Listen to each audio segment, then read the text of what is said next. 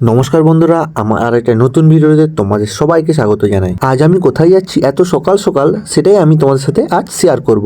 আজ আমি যাচ্ছি কলকাতা ইডেন গার্ডেনে খেলা দেখতে, তাই সকাল সকাল বেরিয়ে পড়েছি। সকাল সকাল ট্রেন ধরে আমি হাওড়া পৌঁছে গিয়েছিলাম। এবার এখান থেকে আমরা লঞ্চ ধরে চলে গিয়েছিলাম ইডেন গার্ডেনের উদ্দেশ্যে। অনেক সকালেই পৌঁছে গিয়েছিলাম, তাই চারিদিকটা দেখো কত কুয়াশা, আর গঙ্গা নদীর ওপর সূর্যের আলো পড়তে দেখো জলটা কতটা চকচক করছে। আর ওই যে দূরে দেখা যাচ্ছে হাওড়া ব্রিজ। তারপর স্টেডিয়ামের সামনে পৌঁছে গিয়ে আমরা লাইন দিয়ে টিকিটটা নিয়ে নিই এবং স্টেডিয়ামের দিকে যাওয়া শুরু করি।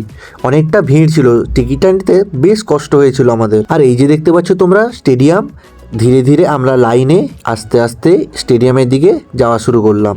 তারপর আমরা রাস্তাটা পেরিয়ে টিকিটে যেই গেট নম্বর দেওয়া ছিল সেই গেটের দিকে হাঁটা শুরু করলাম। সেখানে গিয়ে পৌঁছে আমি দেখলাম একটি সংস্থা থেকে কিছু বাচ্চাদেরকে খেলা দেখতে নিয়ে আসার জন্য আনা হয়েছে। আমাদের গেট নম্বর ছিল 8, তাই 8 নম্বর গেটে এন্ট্রি করার পর আমি চারিপাশের ভিউটা একটু দেখে নিচ্ছিলাম। প্রথমবার খেলা দেখতে যাওয়ার উত্তেজনাটাই আলাদা, যেটা আমি তোমাদেরকে ভাষায় প্রকাশ করে বোঝাতে পারবো না। আর এই যে দেখো এই খেলার সুন্দর ভিউটা দেখে সত্যি আমি যে কতটা আনন্দ পেয়েছিলাম তোমাদেরকে বলে বোঝাতে পারবো না। ফার্স্ট টাইম খেলা দেখতে গিয়েছিলাম তো, তাই হয়তো এরকম মনে হচ্ছিল। আর আমরা পারফেক্ট টাইমেই পৌঁছে গিয়েছিলাম।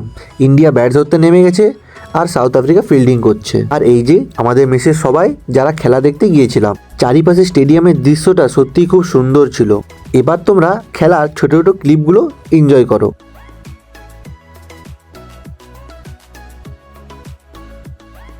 আর রবীন্দ্র জাডেজাকে এতটা সামনে থেকে দেখতে পাবো বলে কোনোদিন ভাবিনি, তবে দেখতে পেয়ে উত্তেজনাটা অনেকটাই বেড়ে গিয়েছিল।